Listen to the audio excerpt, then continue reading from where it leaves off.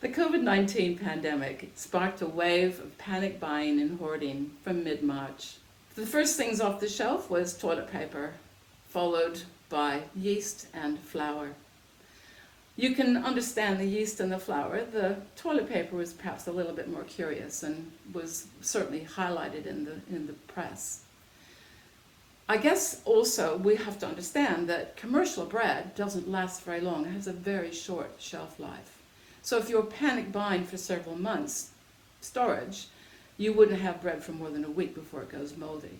So I guess people were thinking that they were going to become bread makers by buying the yeast and the flour.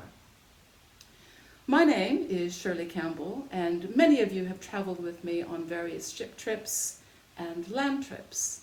And you know me as an anthropologist, which I am. However, when I'm at home, I'm also a bread maker. I've been making bread for 40 years or more, and during those years I've been using both commercial and wild yeast cultures to make my bread. Over the last 10 years I've become almost exclusively a wild yeast or sourdough bread maker. When the panic buying commenced and there was no more yeast on the shelves, it didn't really faze me. I had no idea until I heard from my family and friends that they couldn't get yeast anymore, and they were calling on me to send them some of my starter. So I packaged up some of my nice powdered dried starter and put it into Ziploc bags. They looked remarkably like prohibited substances, I have to say. But I did send those along with the instructions how to wake up that yeast, as well as to make a full loaf of bread with that. And that went all over the world.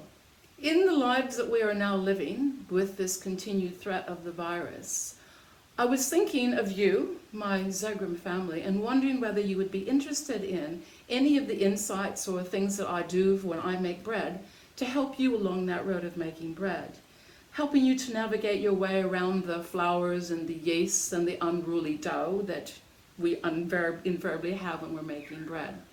So I thought I'd share that with you. But first, I think it's really interesting to think about the origins of bread in our human species and how long we've been relying on bread in our cultures.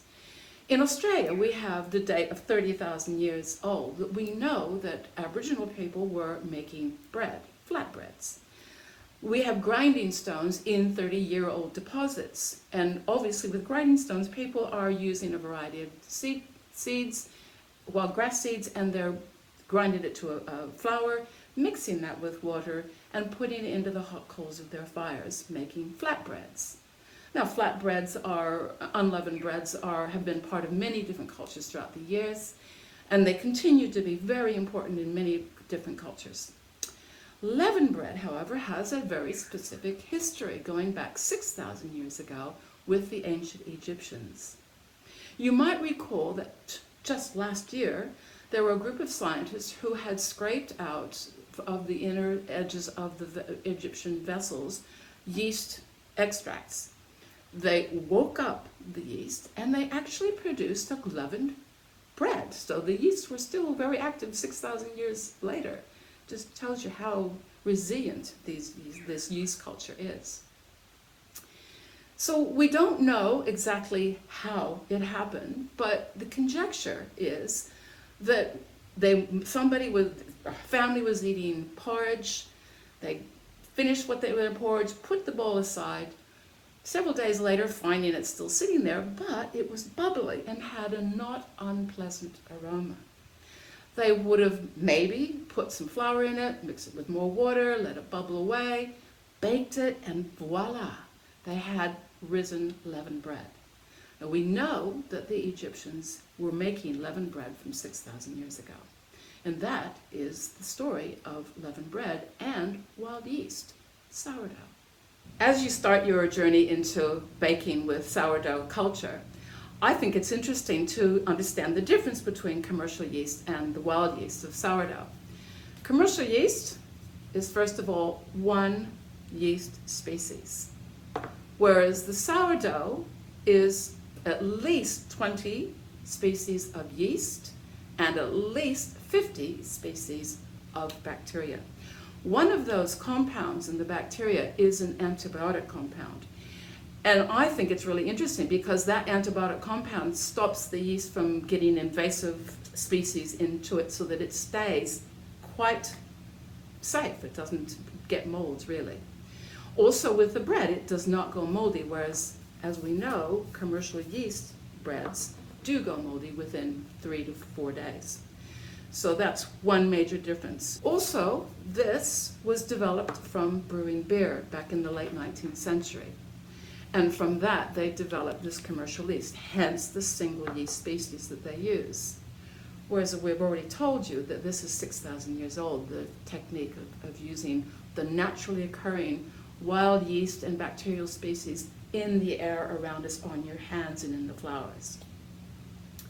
The other thing is that this is a very stable way of baking bread. It's easy to use, and the bread that comes out is relatively uniform. This one is less stable because of its complexity, and as a result, it has a much more complex texture, much more complex aroma and flavor. Hence, people enjoy eating sourdough bread over commercial breads more than that. I think the other thing that's really interesting is to think about the relationship of bread in our culture, which is very much embedded. We've been eating flatbreads and then leavened breads for a lot of our prehistory and history. And today it's something that people have become very attached to. So much so that we use it in our language. Like, for example, we use "let's break bread together," or "bread and butter is the staff of life," or "our job is the bread and butter of our life," like the sustenance of our life. Or there's many other idioms that we use and phrases that suggest that bread is important in our lives. And I think that culturally, just working with that bread reminds me, anyway, of its importance and how it's useful in our lives. Over the next few days, I'm going to be showing you how to start to make a starter. I'm going to show you how to care for your starter once you've got it going, and we're also going to look at making an entire loaf of bread. I'm going to be using metric measurements, as that's what I work in, but I will supply you with a full recipe with how to make the starter, how to look after your starter, and how to make bread in both imperial and metric for those people who are interested. If you're not lucky enough to have a friend that's got a starter that they can share with you, you'll have to make your own starter. So I'm going to show you how to do that very simple thing. A lot of recipes that you might find on the internet will call for some kind of fruit juice, grape juice or pineapple juice I've seen, and indeed I've actually made starter with that as well. But you actually only need flour and water, that's all, because the microbes are all in our atmosphere, on your hands, and there are some in the flowers already. So in order to do it, you need 50% of bread flour and 50% of whole wheat. I make up a big batch when I'm making a flour because I'm going to have to continually feed that mixture into the new starter that I'm working on. So I've done that already. I've got this 50-50 mix, and you want equal weight water, lukewarm water, and the flour. So I've got my equal weight here. I'm going to put my flour in, and it's nice to be able to use your hands because your hands also have the microbes, the bacterial and yeasty microbes. And I know it's messy, and that's just the nature of the beast. But I'm going to mix this all up, and it forms into this kind of gooey porridge, much like what the Egyptians would have had in their bowl when they first started their leavening. And I know it's a little bit noisy, but oh well. Okay, so I want to do that without any lumps. I can actually make this less noisy, putting that on there. And you want no lumps. Now in the past, when I've been making my own starter, I have put it on top of a refrigerator, but in this house we don't have a top to a refrigerator because it's in a little nook. So I'm going to put mine into my pantry where I store my bread, where I'm storing my kombucha scobies in there. So there's all kinds of microbes in there, and it's in a nice constant relatively warm environment. So you want it to be in that. All you need to do then now is to cover this with a very loose weave kitchen towel, or don't cover it all. You can leave it open so that it can gather up the microbes more easily. And then every day you come in, you do 30 seconds of vigorous stirring, and after about 3 to 4 days, you might see some life. So we'll check in again with you in about 4 days after I've done that vigorous stirring each day, and then we'll check in about 4 days from now and see what we've got growing in this blob here. Well, welcome back 5 days later with the starter. And I have to say that after day 1, I could already start to see bubbles coming. So day 1, and I already had life going on in my starter. But if you come up close, you can see what I'm talking about. So this is 5 days. What I've done is every day I've stirred it vigorously in the morning and then set it back into the pantry. Towards the middle of it, I started putting a cloth over it just because it was getting a hard crust over it. So you can still see it has a bit of a hard crust on it, but not as hard as it was. But if you look closely, you can see there's bubbles all throughout it, bubbles all over the place. So and because it's got a thick crust, the bubbles aren't able to pop through like a froth, but there are definitely life in this little mix of just 50-50 bread flour and wholemeal flour and water, equal amounts. That's all I put in there, and it's got life in it, even from day 1. So day 5, I'm now going to start feeding it. I'm going to remove 80% of this and put it into another bowl and feed it with, again, that 50-50 blend of whole wheat flour with bread flour and equal amount water to it. But I'm also going to do a little bit of an experiment because this is really, really thick as I was stirring it. I'm going to do it exactly 50-50 weight water to flour plus the 20% of the starter with it to feed it. But another one I'm going to do is I'm going to add a little bit more water to it to make it a little runnier and see if there's any difference. Why not experiment when you're having a good time? So first of all, I'm going to do a shake here. So you could just take a skim off and throw it away, or you can just do it in. So you can see as I'm doing it, there is life in those bubbles. There's bubbles, see, all over this beautiful starter. So it's a happy one. There's another bubble that I've just burst. So normally what I've been doing is I've just been doing a major stir, but you can see how thick it is, which is, I think, what you want. But I'm just going to do a little bit of a apply here. Okay, let's put something so it's not so horrible and noisy. So I'm going to remove 80%, more or less, of this starter. It's already like bread, isn't it? Well, bread dough anyway. So stick it away in there, and that just gets discarded. Or you can do an experiment like me and see how many starters you can get going. All right, that's about most of it that I need out. And then I'm going to do my little experiment. So putting some in here. Oops. So that is the culture, and then some in here. So both of these containers have 70 grams of mixed whole wheat and bread flour. There you go. Those can go over there, and on this one I'm going to put equal amount water. So this one is going to have equal amount flour to water plus the 20% starter in that one. And this one I'm going to put more in than 70 grams. I'm going to put 100 grams in. This is lukewarm water. And we'll just see, whoops, what happens. And then I'm going to stir these little things up. Now what happens now is every day, every 24 hours you feed it. Preferably at the same time or around about the same time. If you don't, then it doesn't matter, but preferably. And then you just feed it for the next, I'm going to feed it for the next 5 days and see what happens. And this is called training your starter. It's been 6 days since I started making the starter for the culture to make sourdough bread.